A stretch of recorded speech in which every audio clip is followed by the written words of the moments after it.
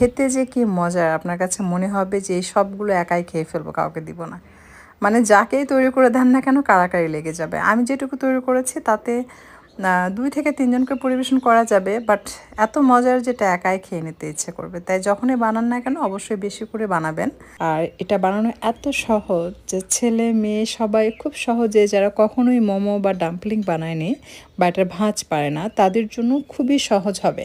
দেখে মনে হচ্ছে অনেক সুন্দর এবং বানানোটা হয়তো কঠিন মনে হচ্ছে আপনাদের কাছে, বাট আপনি ভিডিওটা দেখলে বুঝতে পারবেন যে কত সহজ যে এটা বানানো।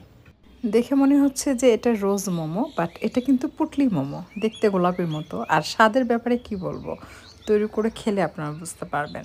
এর জন্য নিয়েছি মুরগির মাংস, বুকের পার্ট, একটি বুকের পার্ট হাড় ছাড়া ব্যবহার করেছে। 1 চা চামচ ভর্তি করে নিয়েছি আদা এবং রসুন দুটোই চিকেনের সাথে একসাথে দিয়ে ব্লেন্ড করেছি। এরপরে অ্যাড করলাম গাজর কুচি, কাঁচামরিচ কুচি, সামান্য কালো গোলমরিচের গুঁড়া আর 2 চা চামচ সয়া সস এবং স্বাদ মতো লবণ। যেহেতু সয়া সসে লবণ রয়েছে তাই লবণের পরিমাণটা একটু কম ব্যবহার করতে হবে। আর সেই সাথে দিয়ে দিচ্ছি গরম তেল, তেল বাটার বা ঘি যেটা আপনার পছন্দ আপনি এখানে গরম করে ইউজ করতে পারবেন। এরপর চিকেনের সাথে সব কিছু খুব ভালোভাবে মিশিয়ে নিতে হবে।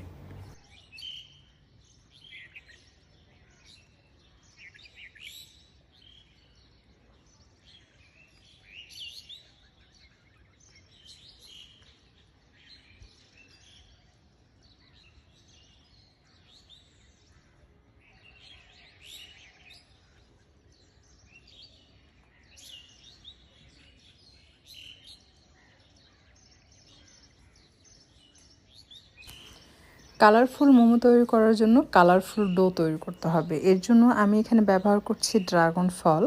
আপনি চাইলে ফল ইউজ করতে পারবেন, আবার চাইলে এটার উপরে যে খোসা সেটাও ইউজ করতে পারবেন। আর এদিকে আমরা ডো তৈরি করার জন্য নিয়ে নিচ্ছি ময়দা 1 কাপ আর কোয়ার্টার কাপ নিয়ে নিচ্ছি কর্নফ্লাওয়ার। চেলে নিচ্ছি, চেলে নেওয়া জরুরি, অনেক সময় ময়দা বা কর্নফ্লাওয়ার দলা পেকে থাকে।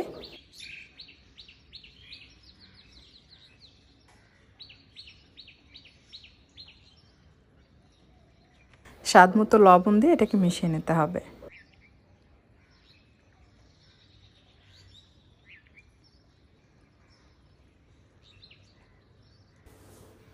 এরই মাঝে আমাদের ড্রাগন ফলের যে কালার সেটা কিন্তু ছেড়েছে, দেখতে পাচ্ছেন। খুব ভালোভাবে পানিতে বলক তুলে নিতে হবে।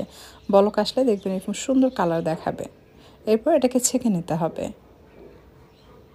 আর এটা কিন্তু ফুটন্ত গরম পানি এইটা ইউজ করতে হবে, এতে করে আপনার ডোটা একটু মানে কন্ট্রোলের মধ্যে থাকে। আপনার এটা যদি মোটামুটি গরম হয় সেক্ষেত্রে ডো বেশি নরম হয়, মানে এটা নেতিয়ে যায় ভাঁজ করতে গেলে। তো যখন আপনি এটা একদম ফুটন্ত গরম পানি ইউজ করে ডোটা বানাবেন তখন এই ডোটা হয় কি একটু মানে শক্ত টাইপ হয়, না সেদ্ধ ডো যেরকম হয় কি, যেটা সহজে কন্ট্রোল করা যায়।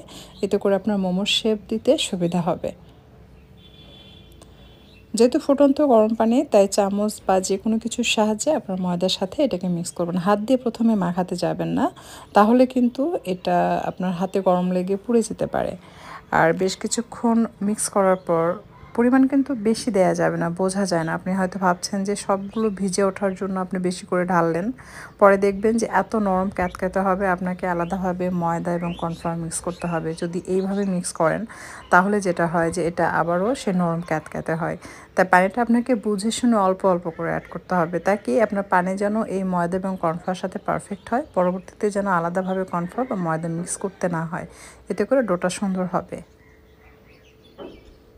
এরপর গোল করে তৈরি করে পরিমাণ মতো ময়দা ছিটিয়ে দিয়ে এটাকে রুটি বেলে নিতে হবে। রুটিটা আপনি চাইলে মোটা করেও বানাতে পারবেন, আবার চাইলে পাতলা করেও বানাতে পারবেন। আপনার ভাঁজ করার সুবিধার জন্য মোটা করে বানাতে পারেন, অনেক সময় বেশি পাতলা হলে ভাঁজ করা যায় না বা ছিঁড়ে যায়। তো খুব বেশি মোটা কিন্তু বানানো যাবে না, নর্মালি আমরা যেরকম রুটি বানাই ওই ধরনের পাতলা করে বানাতে হবে। আর মোমোর শেপটা যেন সুন্দর আসে তাই যেটা করবেন, চারপাশে এভাবে আঙ্গুলি দিয়ে চাপ দিয়ে দিয়ে চাপটা করে ফুলের মতো করবেন। এরপর মাঝখানে সামান্য পরিমাণ চিকেনের মিশ্রণ দিবেন।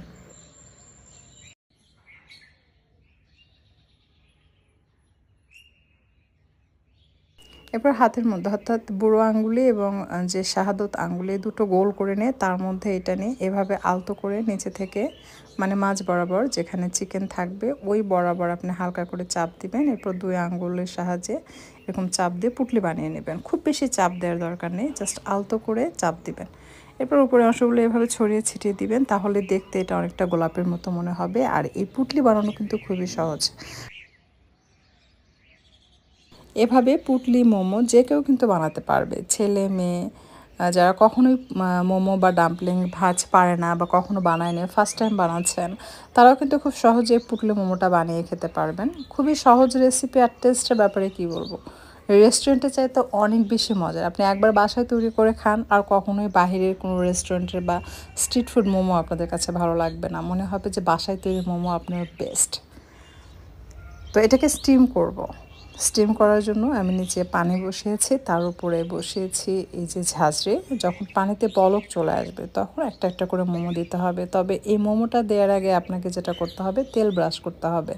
তা না হলে কিন্তু এটা উঠাতে গেলে নিচে থেকে ছিঁড়ে যাবে বা লেগে যাবে, আপনি উঠাতে পারবেন না। তাই অবশ্যই তেল ব্রাশ করাটা জরুরি।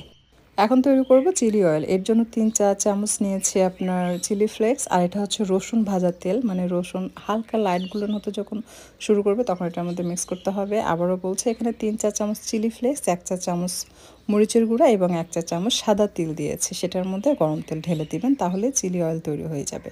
এরপর জাস্ট এটাকে মিক্স করবেন। এটা কিন্তু আপনি চাইলে রুম টেম্পারেচারে রেখে অনেকদিন পর্যন্ত সংরক্ষণ করে রেখে খেতে পারবেন, বা নর্মাল ফ্রিজে রেখেও খাওয়া যায়।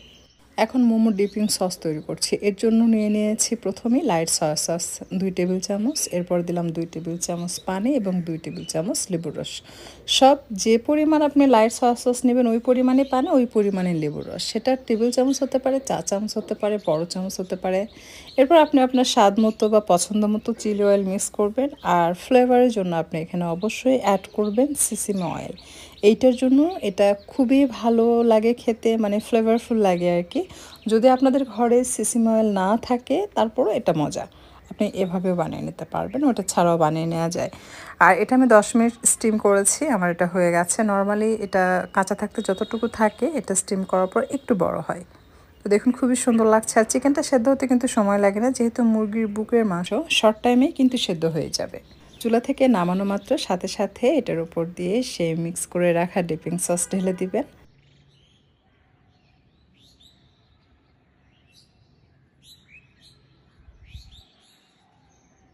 ধনিয়ার পাতা কুচি বা পেঁয়াজ পাতা দিয়ে জাস্ট পরিবেশন করুন। খেতে যে কি মজার, আপনার কাছে মনে হবে যে এই সবগুলো একাই খেয়ে ফেলবো, কাউকে দিব না। মানে যাকেই তৈরি করে দেন না কেন কাড়াকাড়ি লেগে যাবে। আমি যেটুকু তৈরি করেছি তাতে 2 থেকে 3 জনকে পরিবেশন করা যাবে, বাট এত মজার যেটা একাই খেয়ে নিতে ইচ্ছে করবে। তাই যখনই বানান না কেন অবশ্যই বেশি করে বানাবেন। আশা করছি আজকের রেসিপি ভালো লেগেছে। যদি ভিডিওটি ভালো লাগে লাইক, কমেন্ট এবং শেয়ার করবেন। আর এরকম সহজ এবং মজার মজার সুন্দর সুন্দর রেসিপি পেতে আমার চ্যানেলটি সাবস্ক্রাইব করে নিয়মিত চ্যানেলের সাথে থাকবেন। আর আপনারা যারা আমার পেজ থেকে ভিডিওটি দেখছেন, লাইক অ্যান্ড ফলো দিয়ে রাখেননি, তাদের কাছে অনুরোধ থাকছে লাইক এবং ফলো দিয়ে নিয়মিত পেজটির সাথে থাকার জন্য, এবং প্রতিনিয়ত আমার ভিডিওগুলো দেখবেন। ভালো লাগলে অবশ্যই কমেন্ট করবেন। আজকে এ পর্যন্ত আর কথা বাড়াচ্ছি না, আপনাদের সকলের সুস্বাস্থ্য কামনা করে বিদায় নিচ্ছি। আবার চলে আসবো পরবর্তীতে আপনাদের জন্য মজার কোনো রেসিপি নিয়ে।